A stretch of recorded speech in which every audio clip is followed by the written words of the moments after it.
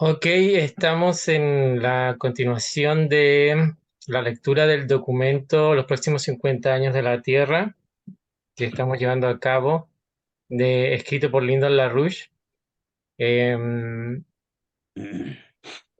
la última lectura me dicen que quedaron acá en la página 47. Solo decir que la semana pasada tuvimos una clase sobre Kepler, sobre su libro, bueno, no todo el libro, pero parte de lo más importante del libro del misterio cosmográfico o misterio del universo.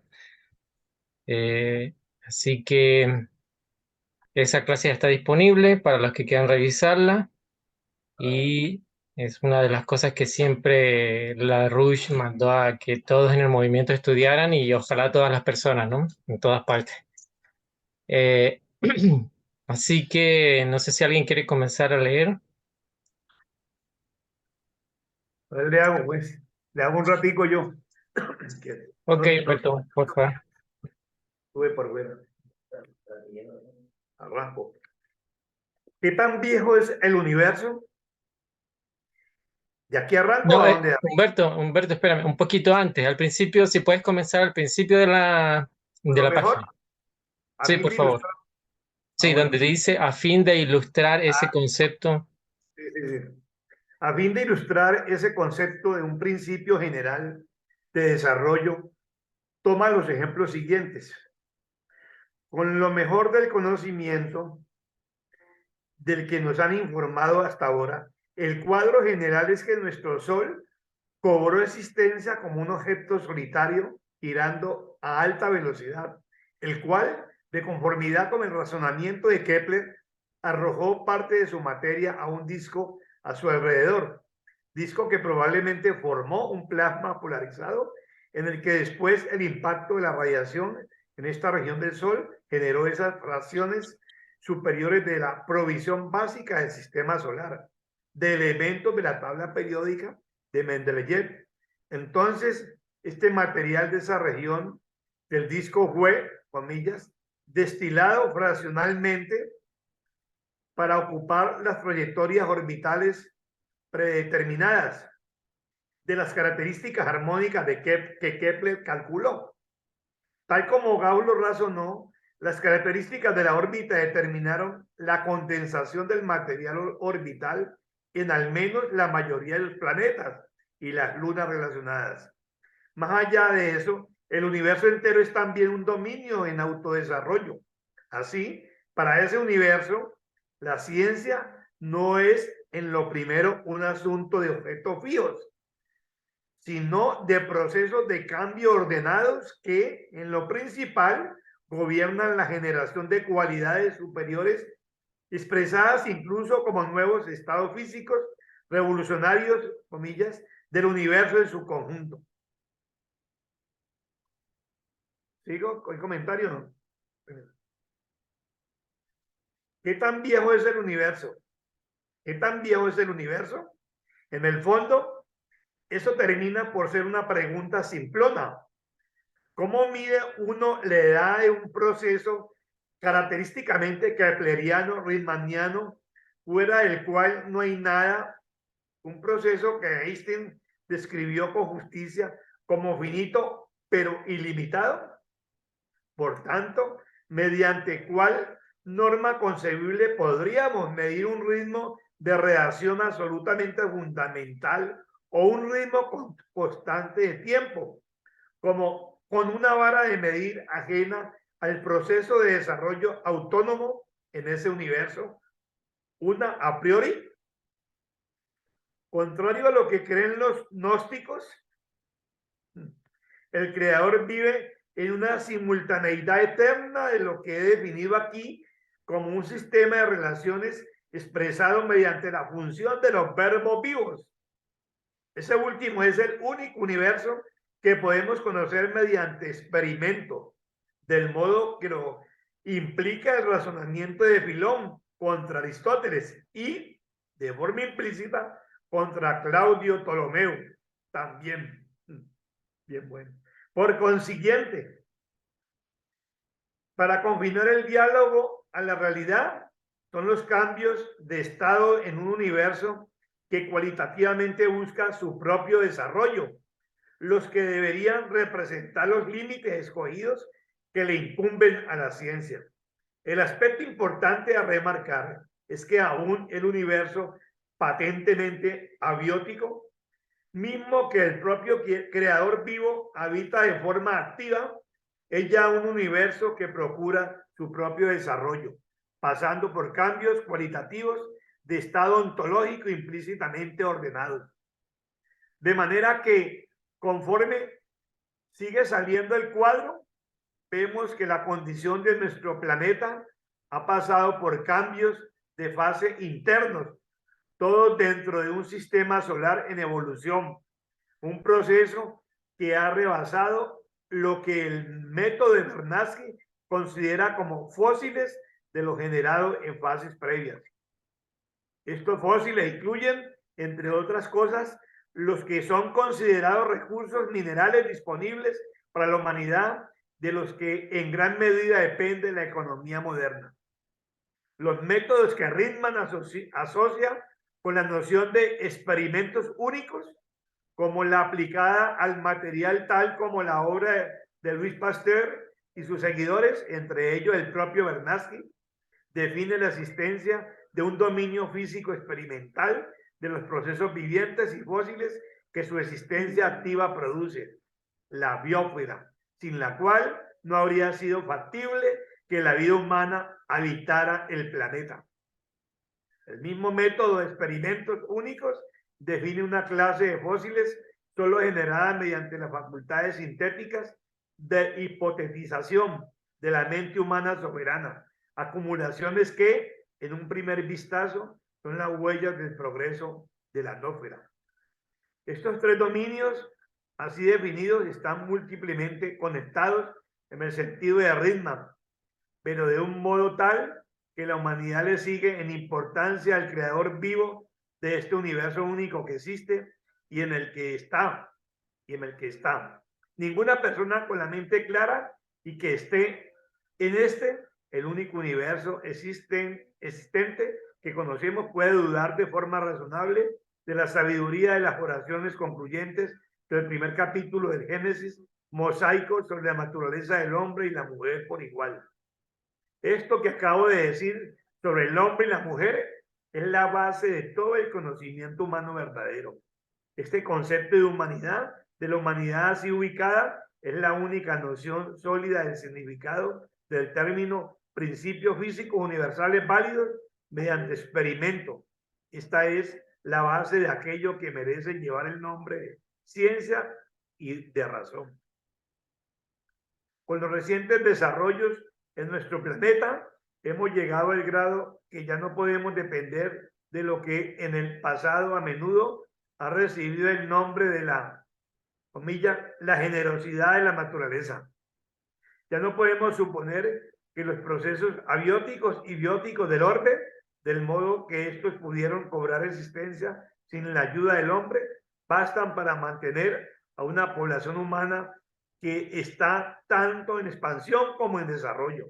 Hemos llegado al grado ya que la mera contención de la expansión de la población humana sería una respuesta peor a esta aparente limitación que viene que ocupar la mayor parte de las horas de vigilia de día y de noche de todos nuestros individuos en edad fértil, copulando para procrear más individuos.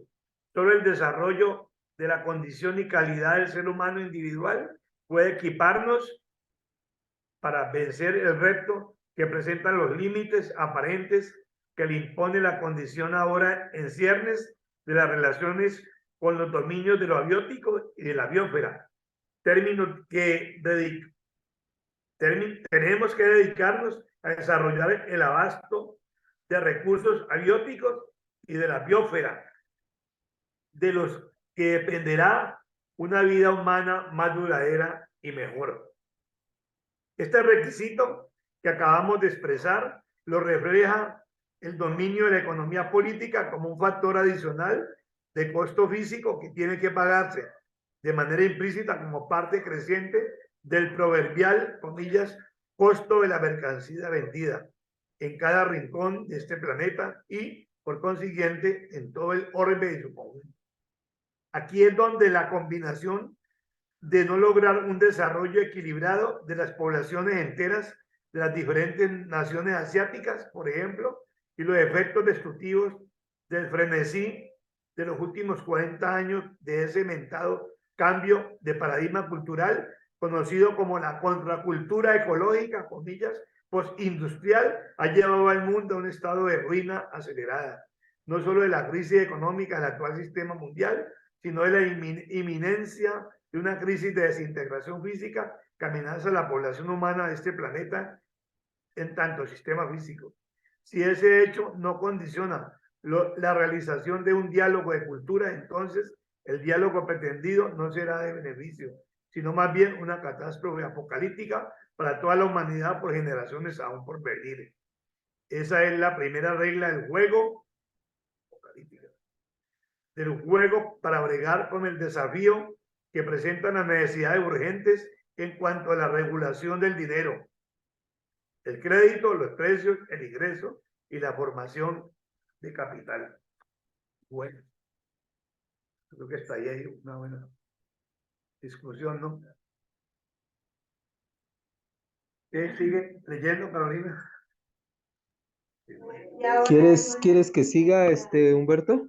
Ah, bueno, sí, no, está muy buena la Ah, cosa. ok. Sí, pero antes si alguien quiere comentar algo o preguntar algo. Bueno, para mí es que están bien claros los dos conceptos, los médicos y el concepto riemanniano de Einstein y Larousse y Bernanke, ¿no? Que es la pelea política que está dando la organización Larousse, el Instituto Schiller, las ideas de Larousse, para vender la verdadera ciencia, no la ciencia que hoy pregonan como en Colombia este señor, este presidente de Colombia, mano. Todos los maltusianos están hoy contra el calentamiento global, encubriendo la crisis mundial verdaderamente por lo que deberían de estar hablando, a lo que está haciendo China, los BRICS Plus y toda la ruta de la seda. O sea, es una visión, oiga, maltusiana que se tiene tanto de la medicina, desde el hombre, de la biosfera, la nanósfera y del ser humano como ser creativo. La visión aristotélica, ptolomeica realmente del universo, contra Kepler y contra toda la concepción humanista, no del hombre, como ser creativo. Digo yo, la ciencia, ¿sí? Contra la ciencia. Ok. Eh, ok, yo solo quería agregar esto de Kepler, bueno, no sabía eso que él había dicho esto del sol, todo eso, porque no, bueno, la verdad es que no he estudiado todos los libros, así que no soy tan experto como lo era Larouche, pero lo que sí sé es, bueno, de leer, ¿no? Que una de las cosas que más me sorprendió sobre Kepler y todo eso es que él,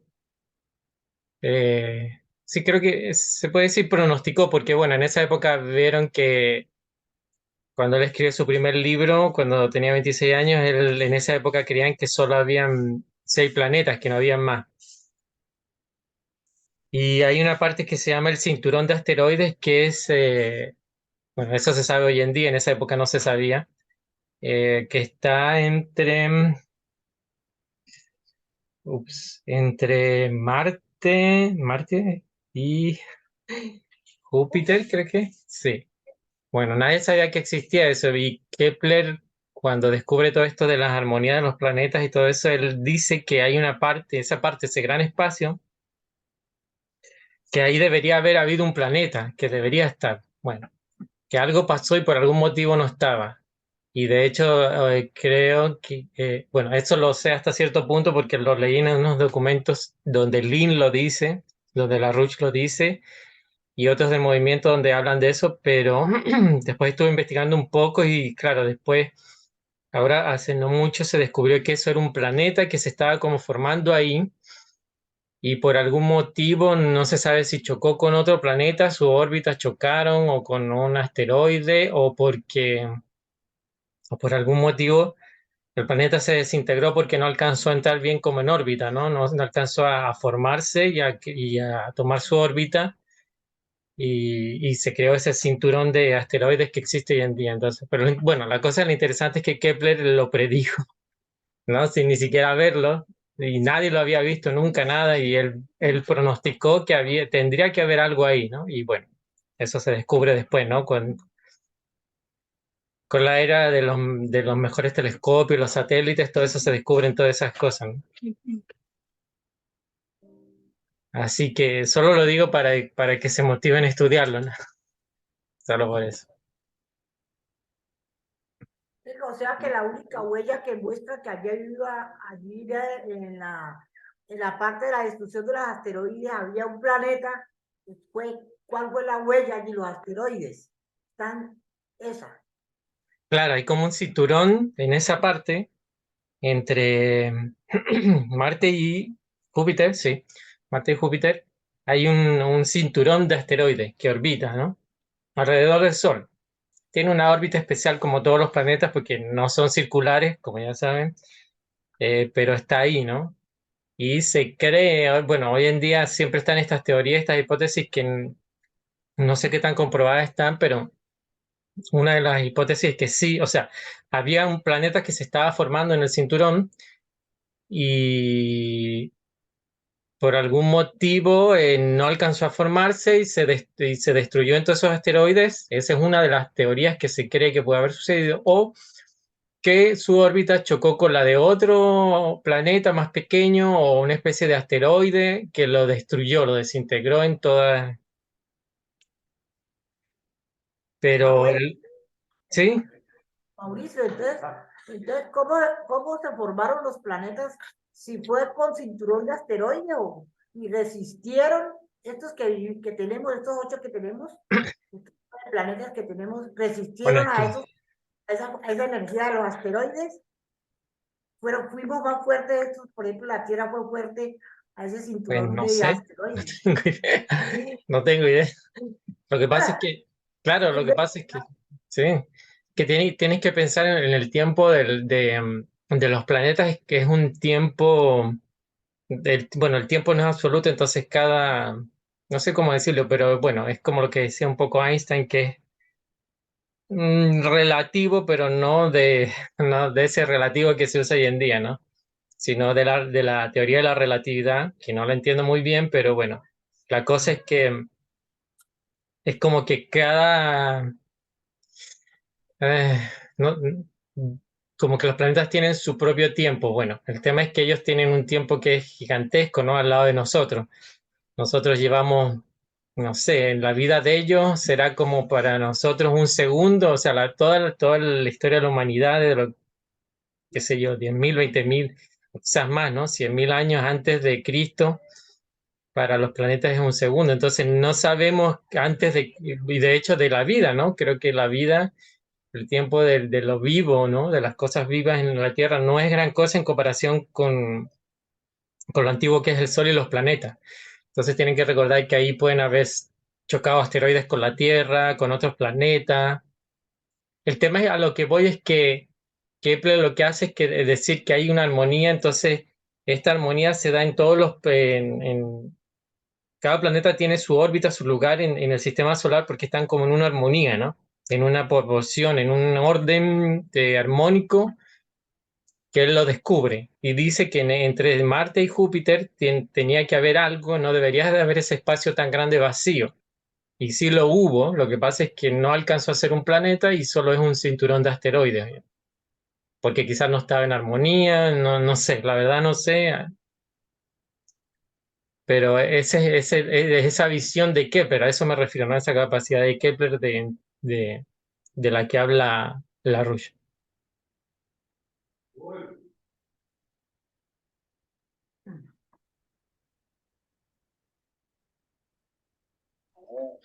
Eh, ¿Reiniciamos la lectura?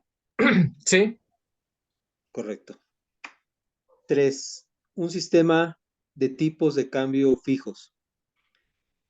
Dada la crisis de desintegración general que ahora inviste al sistema monetario y financiero mundial, No es posible que la civilización dure mucho más en este planeta sin regresar de inmediato a un sistema de tipos de cambio relativamente fijos entre estados nacionales perfectamente soberanos.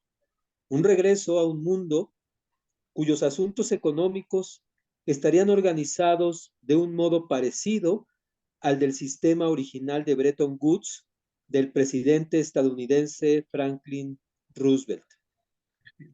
La única respuesta racional a esta crisis sería imponer una reorganización general por bancarrota del actual sistema, una reorganización que dependiera del enfoque de principio que tomó el presidente Franklin Roosevelt en marzo de 1933. Cualquier diálogo de culturas que no reconozca la función indispensable de ese conjunto de convenios sensibles terminaría apoyando una catástrofe global en esencia inmediata, la de toda la humanidad, dadas las condiciones de crisis, de desintegración que embisten al mundo hoy. Ausente la clase de medidas de emergencia de principio que acabo de resumir en las secciones previas de este informe, un diálogo de culturas pronto degeneraría en un batidillo de eclecticismo y por consiguiente pronto pronto el propio diálogo prácticamente abandonaría el programa serio en marcha. El concepto fundamental del que dependió el éxito del diseño y eficacia de un sistema de tipos de cambio fijos, como el del acuerdo original de Bretton Woods, el del Estado Nacional Republicano perfectamente soberano. Por desgracia, este es un concepto que, por decirlo menos, representa una idea poco comprendida fuera de las corrientes principales del pensamiento clásico en la historia europea y estadounidense. Todas las partes tienen que adoptar y entender con claridad estos conceptos que son bastante ajenos en lo axiomático a la cultura asiática, aún hasta hace poco, para emprender un diálogo de culturas, si es que dicho diálogo ha de conseguir sus objetivos. Por ejemplo, la tendencia a pensar que como la función de la cultura europea, de forma notable la de los Estados Unidos, ha fallado ahora, el pensamiento asiático tiene que cobrar predominancia, al menos en gran medida. Las opiniones que se inclinan en esa dirección han de considerarse, a lo sumo, como un reflejo de un entendimiento erróneo y romántico, e infortunadamente muy difundido de la historia mundial en su conjunto. Opiniones a las que aún les falta captar el meollo de que a la historia la determinan procesos más que simples pasiones del individuo. En este respecto, el problema actual es el error de no captar el hecho histórico de que no es alguna nación, sino más bien la versión de 1971 al 72 del sistema monetario financiero mundial actual creado por la facción veneciana, la que ha creado las condiciones a las que todas las regiones del mundo se han adaptado. El error de no reconocer lo que debiera ser hecho obvio, que de todas las partes de la actual cultura mundial son más o menos igual de culpables en razón de su participación de décadas, fuera a regañadientes o no, en el de por sí perverso sistema monetario financiero mundial actual. De 1971 al 2004 y cosas correlativas. El problema no es tanto la enfermedad de ninguna nación en particular, sino el acuerdo vigente de todas de compartir la enfermedad.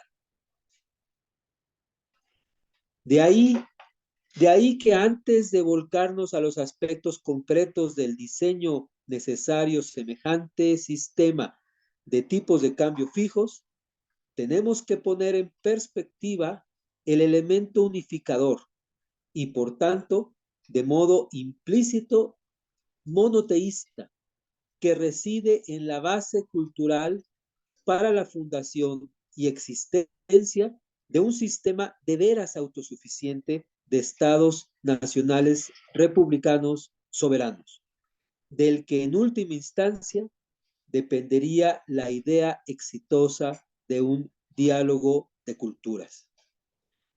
¿Quieren que hagamos una pausa o continuamos? Podemos leer la nota 69. ¿Correcto? Sí, ¿Quieres leerla, Mauricio? bueno, yo la leo, ¿sí? Quienes estamos familiarizados con las intimidades de la civilización, recordamos que fue el panteísmo y la proclividad a la guerra religiosa que importó la Roma imperial y su panteón, sobre todo de Asia Occidental, lo que ha representado la más dañina de las infecciones culturales que ha padecido la cultura europea desde el nacimiento de Europa en la antigua Grecia posterior a Homero.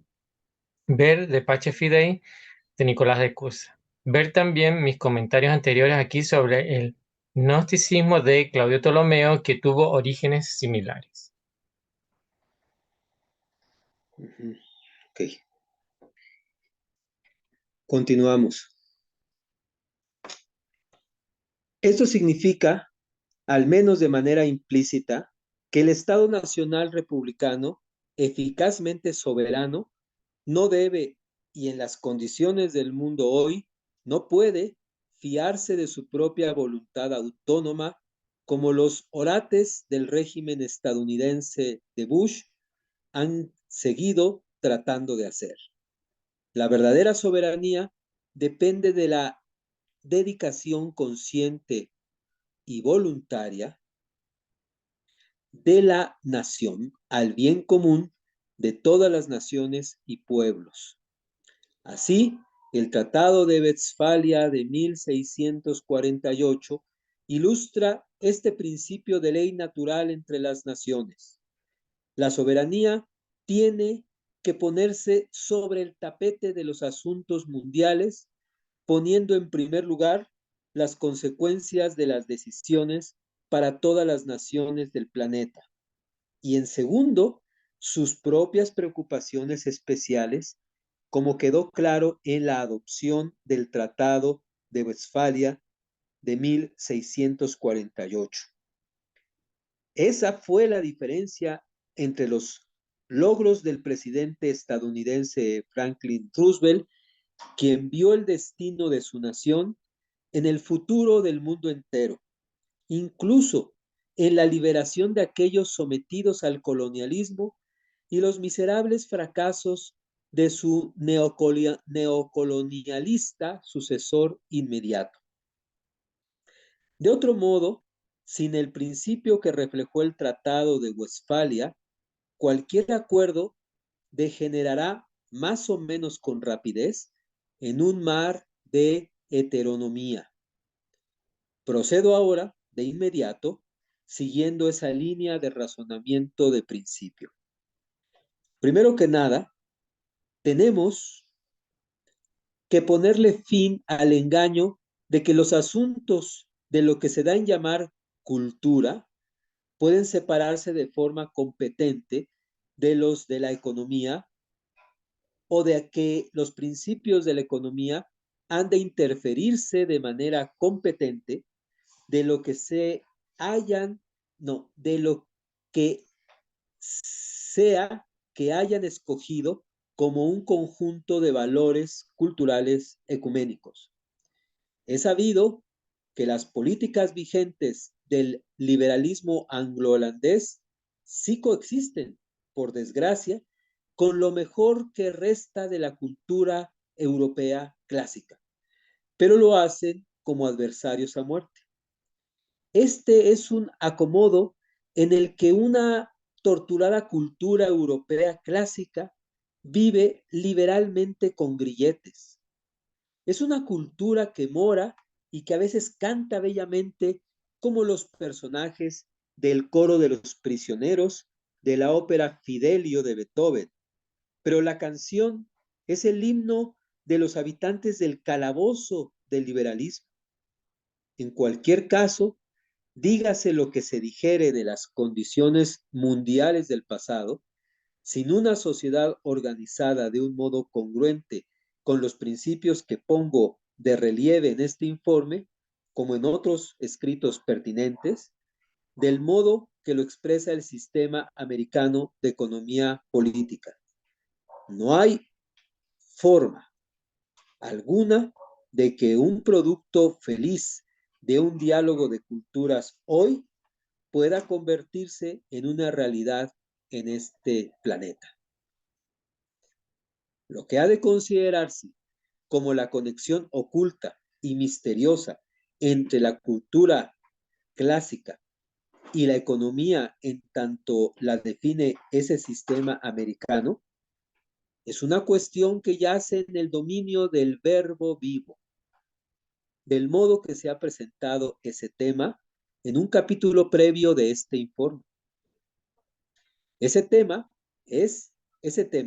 el del verbo vivo, toca la esencia universal de la naturaleza humana y define, por consiguiente, lo que es y lo que no es el ordenamiento adecuado de las relaciones humanas en todas las partes de la existencia humana, en varios tiempos y lugares pasados, presentes y futuros. La economía del modo que el sistema americano de forma implícita la define, en esencia no es más exclusiva que cualquier cultura que lo que representa en tanto diferencia de principio entre el hombre y las bestias. Es un sistema de relaciones cuya función depende de aquello que es solo típico en expresión, de aquel progreso científico y tecnológico que representa la frontera externa indispensable en la que la escala y calidad potencial de la existencia de todas y cada una de las partes, de la población humana quedan determinadas. Estaba viendo, Mauricio, que estás queriendo subrayar. Es muy importante esto que dices. Si quieres terminar de subrayarlo. Sí, sí, sí. Ahí donde dice la economía. Exacto. Sí.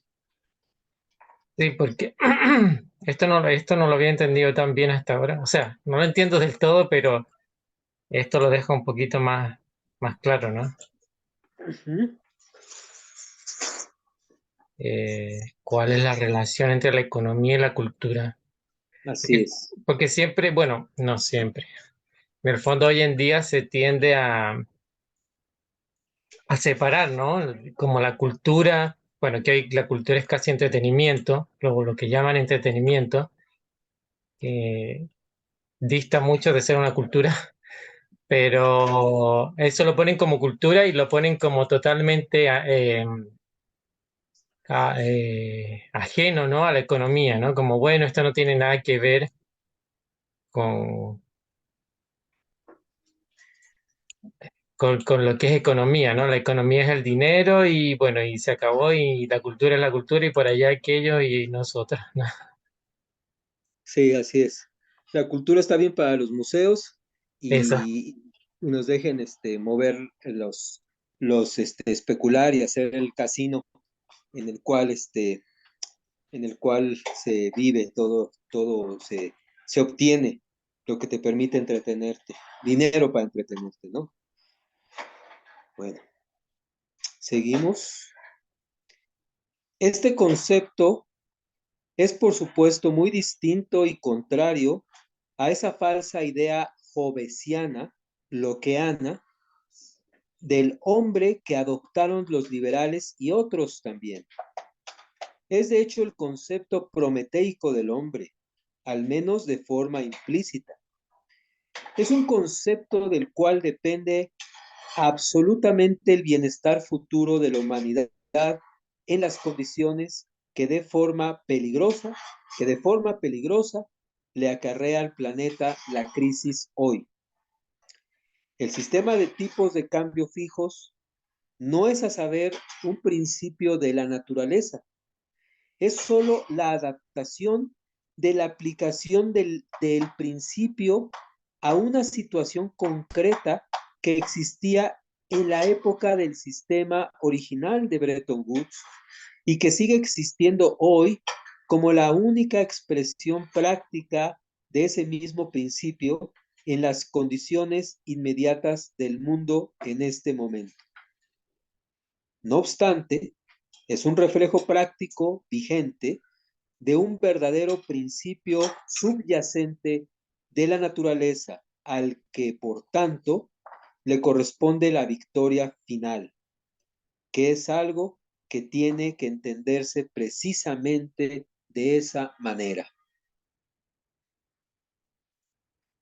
Sin embargo, dado que las relaciones entre las naciones y los pueblos las determina la adopción o el repudio al establecimiento de un sistema como el que proyectó el gobierno del presidente Franklin Roosevelt, no puede haber un diálogo de culturas eficaz sin condicionar la comprensión de esa definición de cultura en general de un modo que sea congruente con la necesidad urgente de establecer un sistema de tipos de cambio fijos.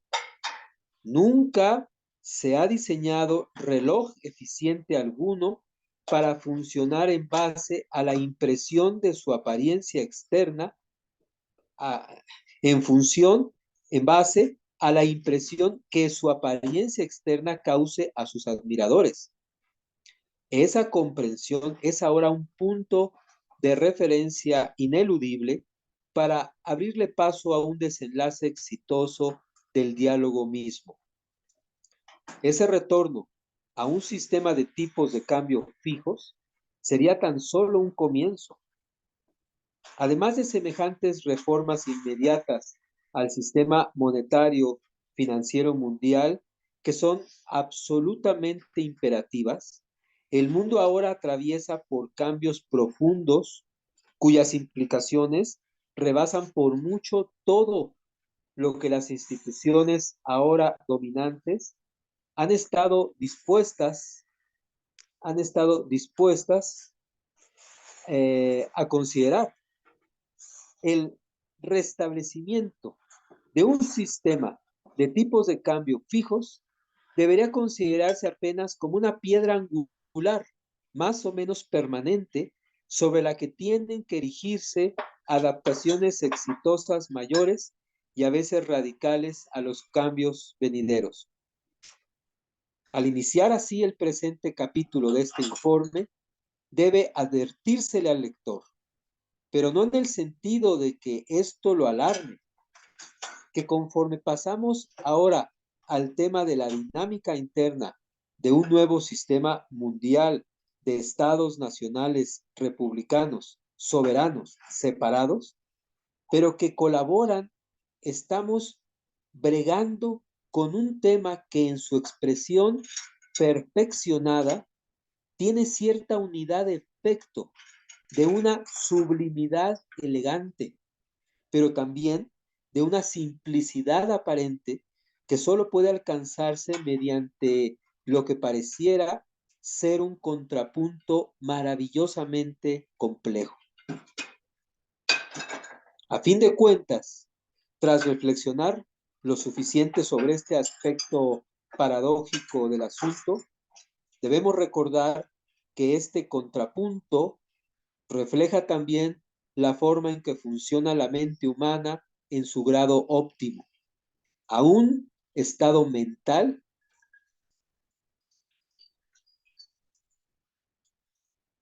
a un estado mental que el de los mundos, universos posibles, de Leibniz o que Leibniz refleja. El ataque de Leibniz a la falsedad perversa del ensayo sobre el entendimiento humano de John Locke refleja el mecanismo por el cual se concreta este sentido de participación individual en ese universo. Leibniz prescribe que la existencia de la sociedad requiere un compromiso fundamentalmente de principio con el fomento de la felicidad humana de un ser que en esencia es inmortal, del modo que antes esbocé ese caso para el principio del bienestar general. Así, el concepto de la unidad funcional de una comunidad de estados nacionales republicanos respectivamente soberanos expresa la unidad natural de efecto a lograr para que la naturaleza humana, en tanto expresión de la especie de un ser inmortal, fue implícitamente diseñada. Por tanto, tiene una importancia crucial señalar que el sistema americano de economía política fue producto del rechazo a ese sistema liberal opuesto, el cual aún hoy es típico del mismo razonamiento lockeano de los esclavistas de la Confederación de entonces. La doctrina esclavista del denominado valor del accionista. El mismo principio lockeano de la usura que rige hoy bajo el Fondo Monetario Internacional posterior a 1972. Fue la cultura antilockeana, es decir, antiliberal, que representó la intervención destacada de Benjamin Franklin, una cultura con la fuerte influencia de la personalidad de Godofredo Leibniz, de la forma más marcada que dio luz a ese diseño del sistema americano descrito por el secretario del Tesoro Hamilton. O sea, que hay una reciprocidad natural de principio entre las nociones humanistas de cultura y economía, una conexión arraigada en esa distinción entre el hombre y las bestias, que expresa lo que antes definí como la función del verbo vivo. Así que, para entender lo que ha de suceder ahora, es esencial reconocer que aunque la institución del Estado Nacional Soberano moderno fue establecida en Europa hace apenas unos cuantos siglos, la necesidad de la misma para el mundo moderno ya existía en la forma de principio físico universal en la noción de la naturaleza específica original del ser humano en tanto personalidad inmortal. El hecho de que la institución del Estado Nacional Soberano sea vista como una invitada muy tardía en el desarrollo de nuestra especie, no refleja más que esa prolongada estancia de la humanidad en estados de desarrollo cultural patéticamente infantiles.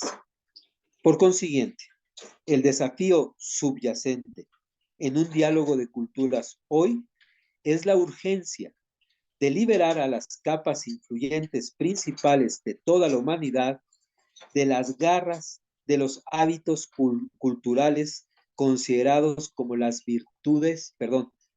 virtuales enfermedades de la niñez de la cultura humana hasta la fecha. Leemos la nota, por favor. Ok, en la 70. Esta noción de enfermedades de infancia también es, de forma notable, un concepto específicamente cristiano. El concepto de la redención de la humanidad de los errores de sus enfermedades de la infancia, como los imperios, el feudalismo y otros similares o peores. Que la humanidad cuya naturaleza es de suyo buena, podía elevarse a la condición de la rendición, de la rendición de esa bondad de su especie, una condición de desarrollo congruente con la intención original del Creador para nuestra especie. El mal consiste en el rechazo del bien en nosotros mismos, por el sometimiento a los aspectos bestiales de ese cuerpo animal en que habitamos por el momento. El principio de liderato político y similar, como el de Juana de Arco o de Luther King, bueno, Martin Luther King, consiste, consiste en que tenemos que usar nuestros cuerpos, no ser usados por ellos. O usamos nuestra bestialidad con sensatez, como lo implica el principio del ágape, o nos usará a nosotros. No obstante, en lo visible esto también es una idea universal de anhelo por la unidad de intención con la del Creador, como lo atestigua el método científico clásico desde Platón hasta lo mejor de los modernos, lo cual constituye la base común intrínseca de un diálogo de religiones eficaz. Sí, yo digo que esta nota, donde claramente en la 70, es lo que Helga está señalando siempre de que lo que hace malo al hombre es la falta de desarrollo, que no permite que ese bien intrínseco que tiene la humanidad se exprese. Y entonces todo aquel que, digo, que no, si no entiende que esa falta de desarrollo es lo que le crea, es que le permite al hombre, digamos, ejercer su libertad por el lado del mal, pues es porque no es porque hay una maldad por sí misma per se, sino es producto pues de las carencias, ¿no? Sí, sí. No es como hay una idea, no me acuerdo de dónde lo escuché, como que unos que decían que en el cuerpo estaba lo malo. No sé si tú, Gerardo, sabes quién decía eso, ¿no? Como que en el cuerpo habitaba el mal. Creo que viene de estos filósofos como Hobbes, o, no me acuerdo bien, ¿no? Que creo que es una idea totalmente errada, ¿no? Sino es eso que tú dices y lo que dice aquí, ¿no? Que es ese rechazo, o rechazar el bien es donde caemos en el mal, ¿no? No es otra cosa que eso. Sí, incluso, perdón si hay aquí algún cristiano, pero el problema del protestantismo es que le da un valor, siempre negativo al cuerpo, ¿no? Siempre negativo, pero pues, El budismo también parte de la ay, idea de que el cuerpo es malo, que entonces por eso hablan ellos del aislarse del mundo, pues, como aislarse uno del ¿El cuál, Carlos Julio? el budismo. Ah, ok. La filosofía budista parte de la idea que el mundo real es malo, que el cuerpo humano es malo, de que hay que como aislarse del mundo y no tener contactos, que el estado de nirvana. Eso incluso lo aborda Juan Pablo II en un texto que escribió él que se llama El umbral de la esperanza, que por ahí lo comentó Larouche en un texto que él tiene sobre qué es Dios que el hombre qué es Dios que el hombre es a su imagen y semejanza. Un texto, él habla de ese tema porque eso generó un debate, digamos, de los monjes budistas, porque el budismo, dijo Juan Pablo II, era una religión atea. Entonces, y eso pues lo dieron un debate y la Ruiz respaldó al Papa en ese debate. Parten de la idea que el cuerpo humano es perverso, que el mundo real es perverso, malo, que uno tiene que alejarse del mundo, de los problemas. Y la Biblia pues realmente parte de la idea que todo lo que Dios creó, todo lo que Dios creó es bueno. Pues siempre que creaba algo era bueno. Entonces el mundo real no es malo, es bueno. Entonces no es que uno para la salvación tiene que aislarse del mundo, pues, y no abordar los problemas. Pues, entonces es un poco como este debate también lo planteó Juan Pablo II en ese texto que se llama Cruzando el umbral de la esperanza, muy bonito. ¿no es un texto que dedicó Juan Pablo a los jóvenes? ¿No, verdad? No, Pero, Ah, ok, pero Larouche lo comentó en ese texto que te comento. Es ok, muy bueno, de pronto algún día lo leemos, pero es básicamente de pronto el mismo concepto de los protestantes. Porque los protestantes, o por lo menos la religión protestante, creen que el tema de la salvación es por el camino de la fe. En cambio, el cristianismo habla de fe y de obras. Usted tiene que creer, pero también expresar eso en obras. Usted tiene que hacer el bien en la sociedad, pues no aislarse del mundo. Es también como una idea, pues la fe. Entonces yo con rezar, con pues estar como en un monasterio por aislado, pues con eso me salvo. En cambio, el cristianismo dice, hay que tener fe, pero también expresarlo en obras, y en obras que hagan el bien a la sociedad, a la humanidad. Y fe y obras van de la mano. Es un poquito como la idea de Cristo.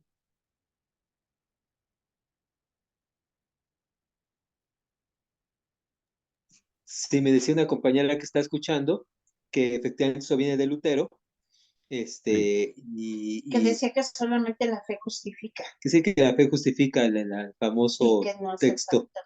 de que las obras sobran, Y por porque eso no incluyen el libro de Santiago en sus es cierto Biblias. que no está incluido el libro de Santiago, ¿no? En las traducciones del De la mundo Reina cristiano. Valera. Sí, exacto. De la, A Gerardo Mauricio, sí, estos días leía un libro, le hablaba a un abogado que me hablaba de Max Weber, un abogado por acá, un político candidato, y me puse a revisar el libro en 1985 de la Rus, donde en el Instituto Schiller, ¿te acordás? Que sacó sobre los empleos, los mil millones de empleos productivos. En ese libro, La rueda de introducción, ahí ataca duro, se reafirma él el ataque que hizo Ratzinger, ¿no? A la ética protestante de Rockefeller y Bauer y Jennings, todos los positivistas, ¿no? Max Weber y Jennings, todo, de donde viene la ética protestante británica de Adam Smith, del libre mercado, ¿no? Toda la visión lockeana, ¿no? El empirismo. Ahí ataca duro porque realmente el Papa demuestra y la Cruz demuestra que es un ataque a la el legado agustiano que tenemos en Iberoamérica, ¿no? Desde la creatividad del pensamiento cristiano. Ahí está también la misma visión. Sí. Si quiere, Leibniz, si quiere, si quiere sí, yo les leo ese párrafo del Papa, que fue el que generó como un debate de los budistas, que Así dice fue. lo siguiente, y es así. Voy aquí a leerles. Dice, dice el Papa Juan Pablo II, la iluminación experimentada por Buda se reduce a la convicción de que el mundo es malo, de que es fuente de mal y de sufrimiento para el hombre. Para liberarse de este mal hay que liberarse del mundo, hay que romper los lazos que nos unen con la realidad externa.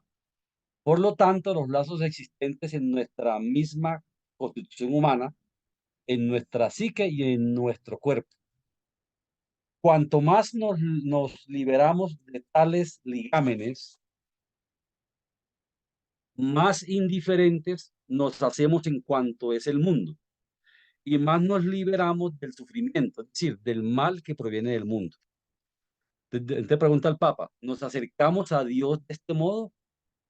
En la iluminación, entre comillas, transmitida por Buda, no se habla de eso. El budismo es en gran medida un sistema ateo. No nos liberamos del mal a través del bien que proviene de Dios. El cristianismo dice que nos liberamos del mal a través del bien que proviene de Dios.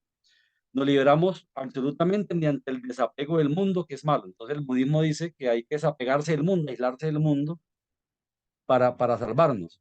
La plenitud de tal desapego no es la unión con Dios, sino el llamado nirvana, o sea, un estado de perfecta indiferencia respecto al mundo. Salvarse quiere decir, antes que nada, liberarse del mal, haciéndose diferente al mundo que es fuente del mal. En eso culmina el proceso espiritual del budismo. Ese comentario que hizo el Papa generó unos ataques pues, de muchas religiones, pues, diciendo que el Papa descalificaba pues, lo que es el llamado relativismo cultural, que lo que diga cualquier cultura, pues hay que aceptarlo como algo, como una verdad, porque cada aseveración hay que mirarla en el contexto de su cultura. Entonces, que eso era un tema que había que respetarlo y que el Papa era autoritario cuando como atacaba esa idea. Entonces LaRouche apoyó al Papa en eso, en ese debate. En este texto que se llama el...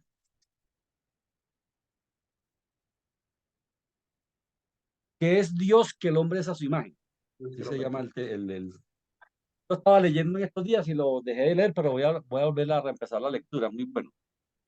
Yo lo leí una vez bien, lo subrayé, sí, está bueno, muy bueno. Mm, Dios, sí. Y Dios que el hombre de su imagen, sí. Dios es amor. Negando la capaz de ahí, negando el capaz de ahí, mago de ahí, lo que hacen es Dalai Lama y toda esa gente, ¿no? Por cierto que hay un sermón de San Agustín que es muy bueno referente a eso de qué es el amor, ¿no? Y para entenderlo como lo dice San Pablo en Corintios, ¿no? Y a lo que se refiere también LaRouche, ¿no? Por ahí lo voy a buscar y se los paso. Es bastante, muy, muy bueno. No había entendido esa idea de lo que es realmente lo que significa para el cristianismo, ¿no? El amor hasta que leí ese sermón de San Agustín, que es muy, Ujú. muy- Amor al prójimo. Sí. sí, sí, pero el concepto de él es como es mucho más profundo, ¿no? Es mucho.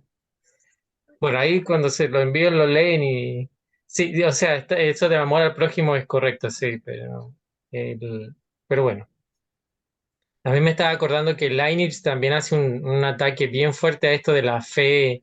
¿Cómo es que le dice? La fe de En los. obras, y fe sin obras, fe. No, pero tiene un nombre que es como la fe de los tontos, ¿eh? La fe de los flojos, no. Los O necios. no, es la razón, él hace de la razón. La necedad será de los necios, ¿no? Pero bueno, es esa idea, ¿no? Esa idea de que, bueno, ¿cómo se llama? Eh, con solo iluminarme, ¿no? Ir hacia Dios en cuanto a fe, ¿no? En cuanto a solo pensar y no hacer las obras pensando de que Dios va a bajar y va a hacer todo, una cosa así, ¿no? Esto es una exageración, pero no es como esa idea de que Dios va a meter su mano, ¿no? Y va a arreglar todo, pues con fe y listo, ¿no? Y uno no tiene que hacer nada, ¿eh? Claro. Es que él habla del juicio final.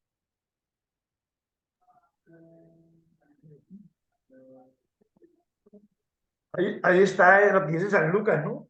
Si no hacemos el bien si no amamos si no amamos al hombre que vemos, que vamos a amar a Dios el que no vemos, ¿no? Lo está viendo ahí, no lo ama, ¿no? Ah, Los sentidos, o sea, que los sentidos no son los que aman, es una parte. Como dice Mauricio, hemos discutido eso, ¿no? Es la base para amar, ¿no? Salir de ahí. Lo que hacen los sentidos. ah.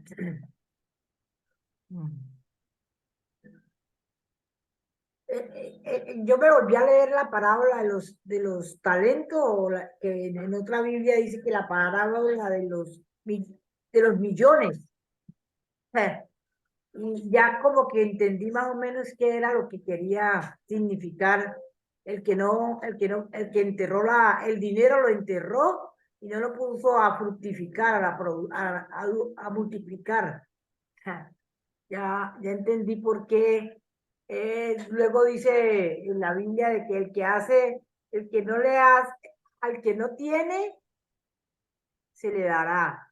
Y al que tiene, y aún aunque tenga, se le quitará, porque recuerda la palabra de los talentos, que nosotros lo leímos, el que le dio 5 millones a uno, y ese sí le dio al Señor cuando vino al hacendado, sí le dio el doble, le dio 5 millones más. Luego al de 2 millones, que también le dio también 2 millones que había puesto a trabajarlos. Y el de 1 millón no quiso trabajarlos porque dijo que por qué tenía que ponerlos a trabajar si el Señor no había puesto ni un granito de arena para poder tener esa plata, algo así. Yo entendí así. De la palabra de los talentos.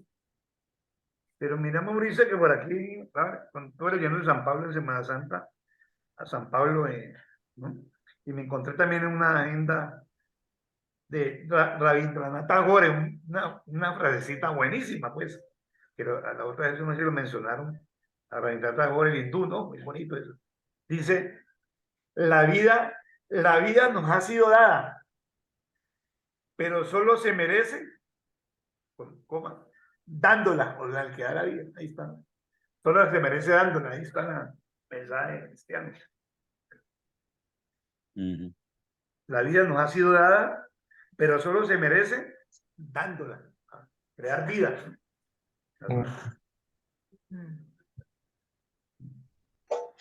Podría- Podríamos decir que en la parábola de los talentos, Kepler es el que, ¿no? El que más da frutos, ¿no? Es como el que le dan más talentos y lo- Sí, sí. Que es más fiel y tiene mucha confianza en el Señor. No lo criticó ni nada lo cuestionó, sino que digo, tome lo que yo reproduje de esto, lo multipliqué, pues tómelo para usted. Sí, sí, sí. Fíjate que San Agustín también tiene un sermón sobre eso, y él dice que lo que realmente dice esa parábola es como el talento, ¿no? A uno se le da, todos nacemos, o sea, yo lo entiendo así, ¿no? Como que todos tenemos la capacidad de entender muchas cosas, pero nacemos con un talento, ¿no? Único, no sé, unos son mejores para la música, por ejemplo, como Mozart, otros son mejores para la astronomía, como Kepler, y otros son como Larouche, ¿no? Y el tema es que ese talento que con uno nace, que se lo da Dios, que es como el Señor, el amo, el dueño que le da, digamos, los talentos a sus trabajadores, a sus sirvientes. eh, Dios hace como, digamos, lo mismo con las personas, ¿no? Entonces, si ese talento uno se lo guarda y no hace nada con él, es como si no fuera nada, ¿no? No hay amor tampoco, no hay obra, hay fe, pero no hay obra, es toda esa idea. Y no lo multiplica, sí. Y lo que hace, por ejemplo, Mozart o Bach es lo que hace el que sí multiplica los talentos, ¿no? O Kepler o Larouche, ¿no? Yo lo veo así. Claro, muy bueno.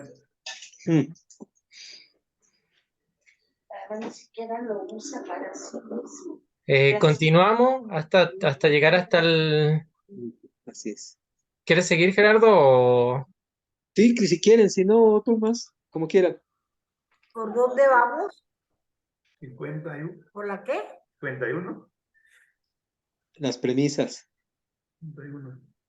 Las premisas. Bueno, yo sigo, pues. Las premisas científicas de esa perspectiva, que algunos por equivocación considerarán una afirmación debatible, ya han quedado desarrolladas a un grado significativo de aproximación en secciones previas de este informe, en especial al abordar la noción del verbo vivo. Sin embargo, ahora hemos llegado a la etapa de este informe en la que la más crucial de las implicaciones prácticas de este principio ha de aclararse con mayor perfección, aún al presentarla a un público en el que figuran personas que quisieran discrepar, incluso con pasión. La llave de principio para este requisito del Estado Nacional Republicano soberano yace, como acabo de recalcar esto de nuevo, en el cruce del principio físico universal de la cognición de los individuos con la función de lo que he identificado como el verbo vivo. Este último en tanto medio de comunicación de ideas de principios físicos universales y otras relacionados en la sociedad. Este cruce define la noósfera del modo que la asociamos con el razonamiento de Bernays. Ya. En razón de esta distinción, aunque el hombre cuenta con los atributos mortales de un animal, de un mamífero, la definición y continuación de la existencia del ser humano individual en tanto humana más que bestial. En cualquier caso, dependen del aspecto inmortal del hombre, del modo que lo expresan sus facultades cognitivas. A pesar de la hostilidad que enfrenta la idea de la existencia de esas facultades cognitivas, que a saber, los doctrinarios reduccionistas han negado con pasión que exista, tenemos que definir la existencia de la especie humana como la perspectiva de una especie que ha de ubicarse en lo funcional, absolutamente aparte y por encima de la categoría de la vida animal. Leemos el 71. Anota la nota 71. Como Emmanuel Kant, por ejemplo, la 71. Es el aspecto inmortal de la vida del ser humano individual, los poderes creativos del individuo, el alma cuya existencia ha de comprenderse a esta luz, lo que aparta al hombre de todas las otras especies vivientes. 72 también como que sigue abajo. Es decir, que el comportamiento... léalo, Yo lo leo, sí, sí. Es decir, que el comportamiento de la especie humana, en especial la capacidad de nuestra especie para aumentar su densidad relativa potencial de población a voluntad, no se ubica en la naturaleza mortal, por ejemplo, animal, de nuestra especie, sino en los poderes cognitivos únicos del individuo humano. El cardenal Nicolás de Cusa ha dicho que la bestia participa del hombre, como él participa de Dios.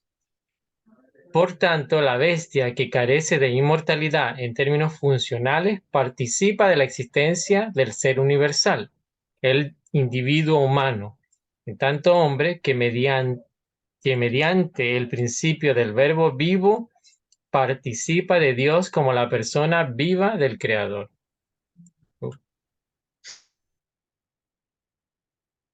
Ahí está bien clara la diferencia entre la visión animal, la que nos diferencia de la bestia, ¿no?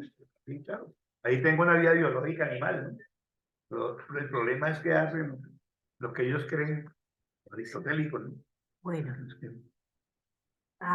de ahí que la forma de organización de la sociedad que se ajusta a los requisitos del ser humano individual y por consiguiente a los de su especie, es una que está estructurada en torno al concepto de lo que he definido antes en este informe como el verbo vivo.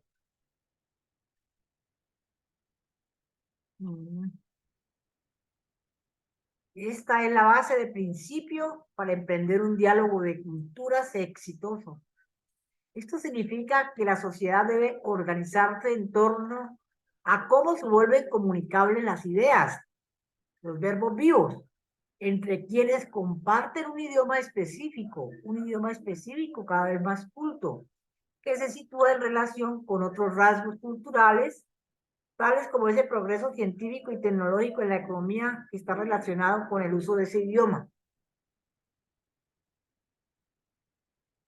El suelo natural de ironía para los miembros de una cultura específica es el de las alusiones accesibles comunes que comparten quienes usan ese lenguaje, la herencia de la acumulación de ironías actualizadas y también potenciales en el uso de un lenguaje cuyo uso está concentrado en tanto clase en cierta región con ciertas costumbres. Estas son las ironías, incluyendo las de la historia de un pueblo que expresan las experiencias que es más o menos de común acceso para quienes hablan un idioma nacional en cierto momento y que ofrecen la base común para realizar un rico intercambio de una cierta calidad de comunicación irónica entre ellos. Este conjunto específico de ironías acumuladas dentro de una cultura en particular forma la principal fuente de paradojas a emplear para la generación de ideas que tienen las cualidades de verbos vivos.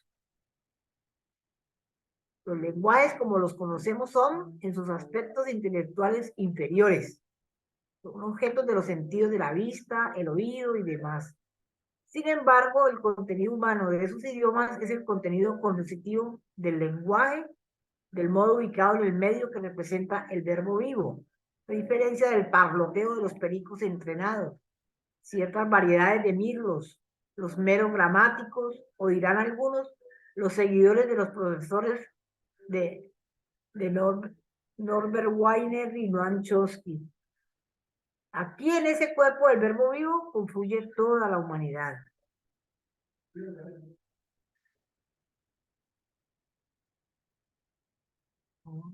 ¿Dónde estamos?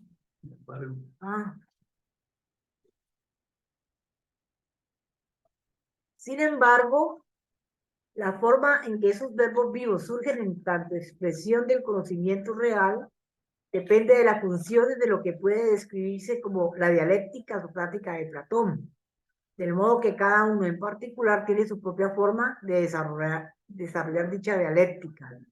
El conocimiento es la montaña común que todas las culturas tienen que escalar, pero cada una por una vía diferente, desde un punto de partida diferente.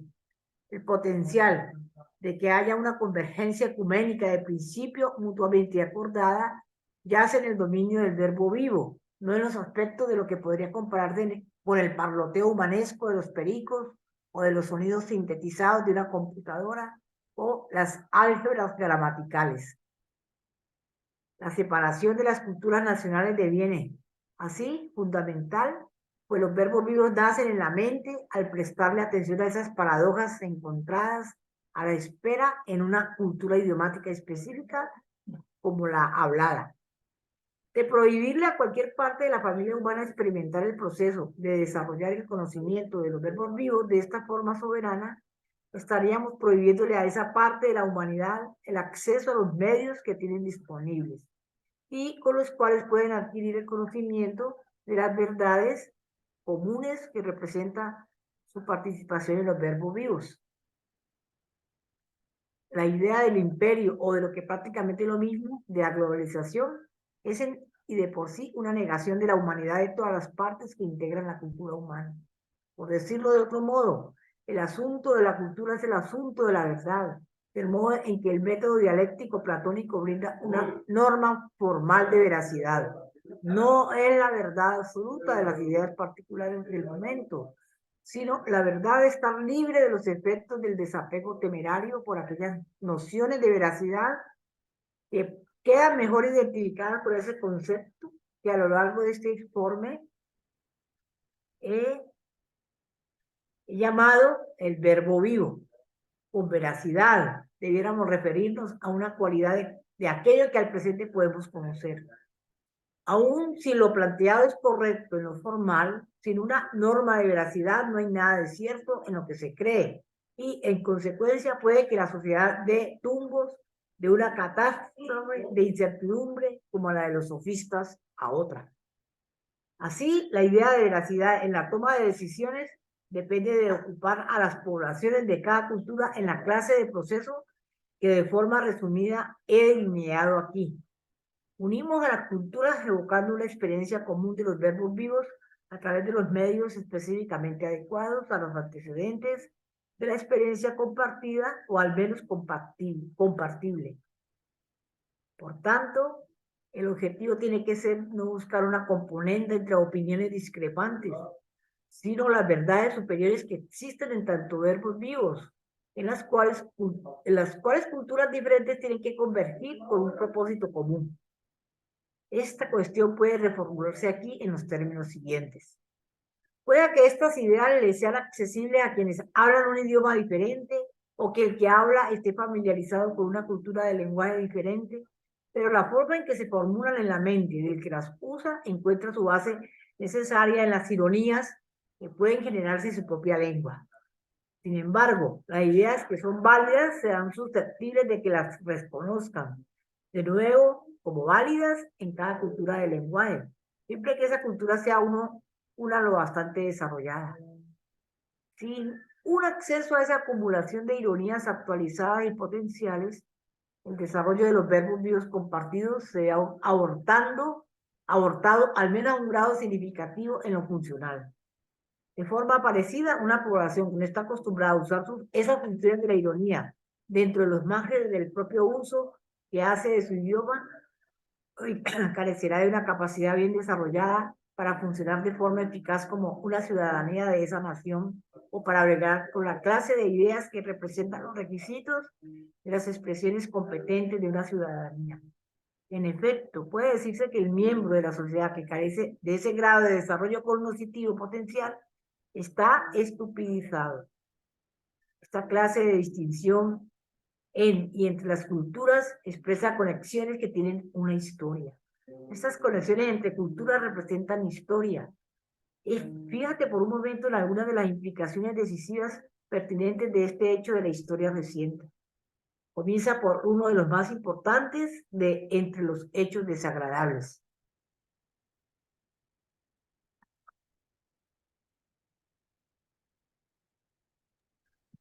Ok, creo que hasta aquí dejamos este para la... Ah, sí, está bien. Sí. Sí, porque ya vamos a llegar como a la 1:30, nos quedan como 10 minutos, así que...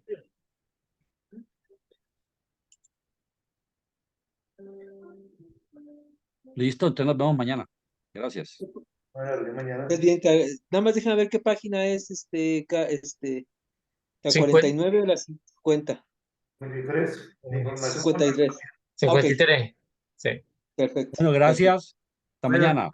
Cuídate, hasta luego. Chao. Chao. Nos vemos. Hasta luego. Chao. Saludos. Chao. Chao.